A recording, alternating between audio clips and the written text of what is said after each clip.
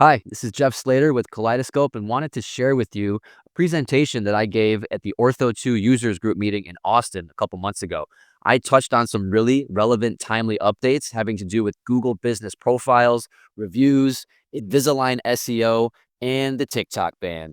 Now, that presentation was a couple months ago. The most recent update, we've got another executive order delaying the ban of TikTok another 75 days. That should carry us into the summer. But go ahead and check out this clip from our presentation at the Austin users group meeting for Ortho 2, something you don't want to miss. For my section here, I might do a little bit of a lightning round. I want to make sure we have time to get through this content and also Steven's content, and then any questions at the end. If you've been in Mary Kay's lectures before, she's big on audience participation. She's big on questions. So I want to try to save a little bit of time for that at the end. I'm going to dig into some Google updates, some Google business profile updates. Sometimes I nerd out on this too much. I live in this world every day. I get very granular into the minutia and I just start going and I have to pull myself back out. I'm going to try to keep it more high level because we don't have a ton of time. If anybody wants to stop by the Kaleidoscope table, I'm more than happy to dive deeper into algorithms and rankings and AI and everything that's happening. So if we don't get to all of it, just come see us. We can have a longer conversation. What's happening right now with Google? And Mary Kay touched on this. AI is wreaking havoc with Google's algorithms, and really looks like Google wants that to happen. Google is unleashing the AI, allowing it to move fast and break things and make mistakes, and then kind of correcting it as they go. So a lot of websites are losing traffic. A lot of the rankings are fluctuating. This isn't even specific to orthodontics, although we are seeing it in our niche. We are seeing orthodontic sites being impacted by this.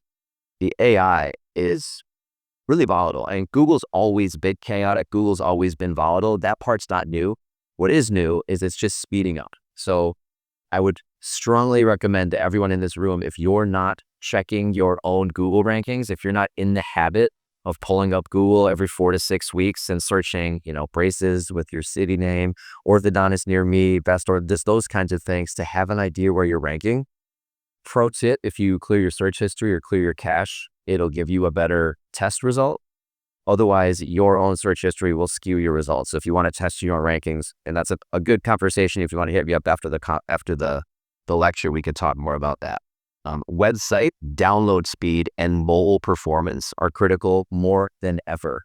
Your website's download speed is now a ranking signal. So Mary Kay had mentioned if your site is pre-COVID or from 2020 or thereabouts, may not have the mobile optimization that's expected of sites today.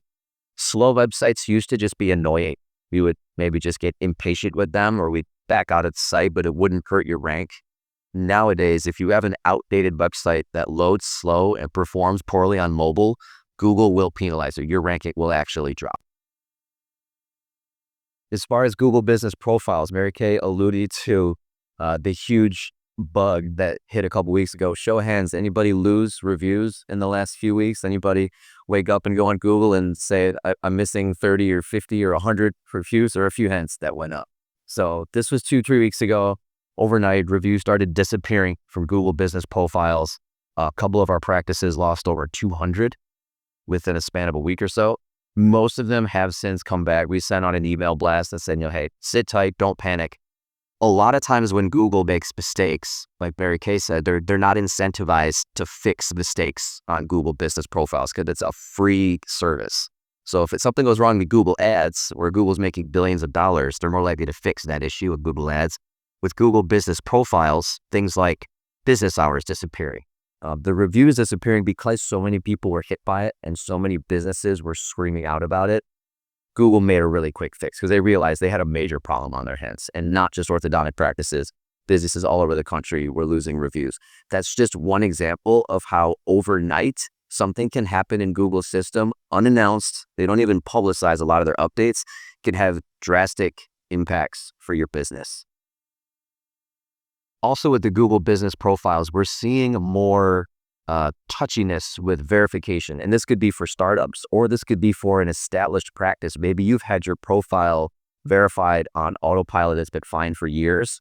And if you go to make an edit on your info, it could trigger a re-verification. Another thing that we're seeing happen is profiles are flipping into like duplicate mode or suspended mode. So it might look fine on the front end on search.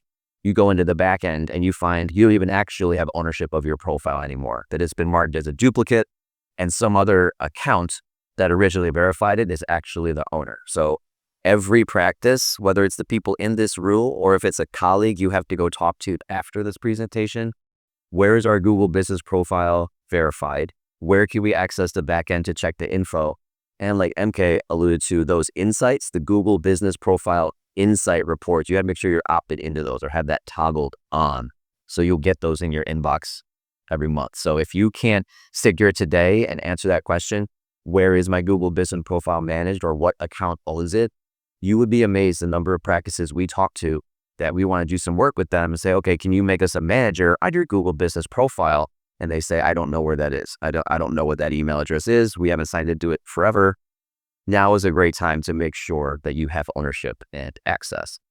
The verification options are also changing. So Google is requiring more video verification where they get you on a FaceTime and they say, show me your front entrance, show me your main treatment area. We had one client, Google said, show me your supply closet, show me your bands and your brackets and stuff like that. Not always a FaceTime. It might be an uploaded video saying, hey, give me a tour of your office. So walk around, show me your signage, show me your treatments areas and things like that. It can be more of a pain to get this completed. The days of phone verifications and postcard verifications still available sometimes. It's a case-by-case basis, but more headaches. And not just for startups, but this is really hurting a lot of new practices that want to get established on Google, want to verify their profiles, start building reviews, start building some traffic before they actually open their doors.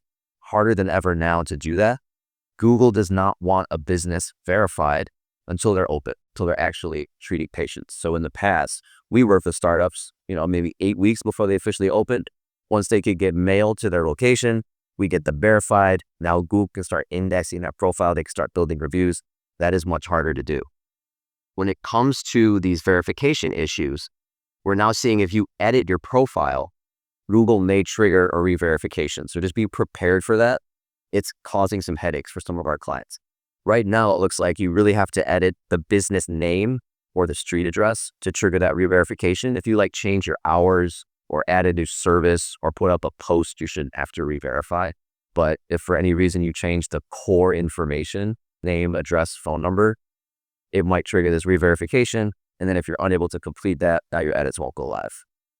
If you do have to upload a verification video, keep it as short as possible. We're seeing so many glitches trying to upload to Google where the page just freezes or it loops back to the beginning.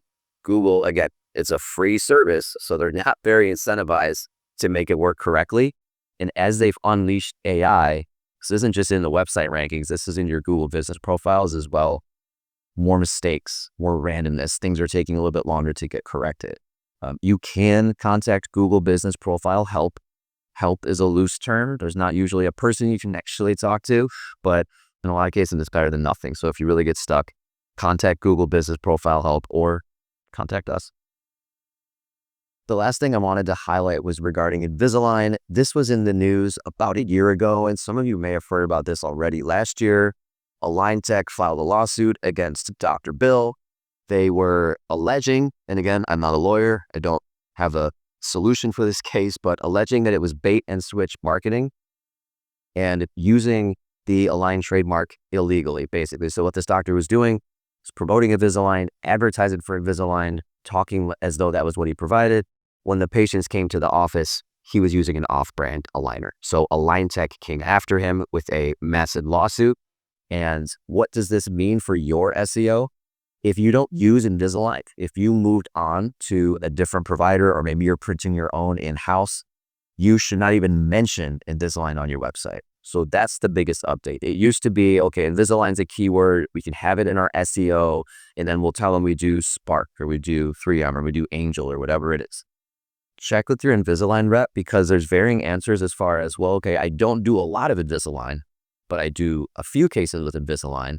If you do a few cases per year, you can keep your certification. You can still have Invisalign in your SEO. Why would you want Invisalign in your SEO? It is one of the most popular keywords that regular people are searching. They don't really know or care what's an Angel aligner, what's a Spark aligner, what's 3M. People just have Invisalign. It's ingrained in their minds. It's like Kleenex. Like people don't think tissues, they think Kleenex, even though that's technically a brand, right? Invisalign's the same way. So having it in your SEO, having it in your content helps Google make those connections so your site shows up more in search. If you're not doing Invisalign, you can now get trouble for having it in your SEO. So how many cases do you have to treat in a year? I can't answer that for you. I recommend reaching out to your Invisalign rep to get that minimum number. But if you're a zero Invisalign practice, I never use it, I never want to pay their lab fees, I don't like the company, you may have to update your website and go under the hood into those description tags and those title tags. This is me nerding out again, but you don't want to get caught optimizing for a keyword if you're not eligible. Google ads, that's a little bit of a gray area. Google will let you advertise for just about any keyword, whether you offer it or not. Google will let you advertise for your competitors' names. So if you wanted to run an ad and had your competitor's exact name as the term and bid on that, so people are searching for your competitor's practice and you want your ad to come up, sounds like it should be against the rules. It's not against the rules. Google will let you do that. Invisalign is kind of the same deal. You can still bid on that keyword, but when that person gets to the landing page, you better make it crystal clear that you're doing crystal clear. I didn't even do that on purpose. Clear Correct, Angel, 3, whatever it is. No bait and switch, no promoting Invisalign if you're not actually going to offer it in your office. And then real quick, I know there's probably a very polarizing subject with TikToks. We're not going to spend a lot of time on this, but this has been updating a lot. This has been in the news for the last several months. Most of you have probably already seen this. TikTok did actually go offline. There was a lot of posturing. Will it, won't it? Is it going to get banned? Is it not going to get banned? It did go offline for like 3 days and you couldn't download it in the App Store. As of this month, TikTok is back in the App Store. It was never officially banned. I think if there's any TikTok users in here, maybe freaked out for a couple of days that it didn't work, but came back on. I deleted TikTok last year. I have not yet taken the plunge to re-download TikTok, but we will see. See, I know you want to talk. All right, cool. So we're going to try to save some bit at the end for Q&A. So if you do have questions, please hang around. Also, if we don't have time to get through the Q&A, just come to the Kaleidoscope table. We'll be hanging out. We're happy to help you guys out. And now I'd like to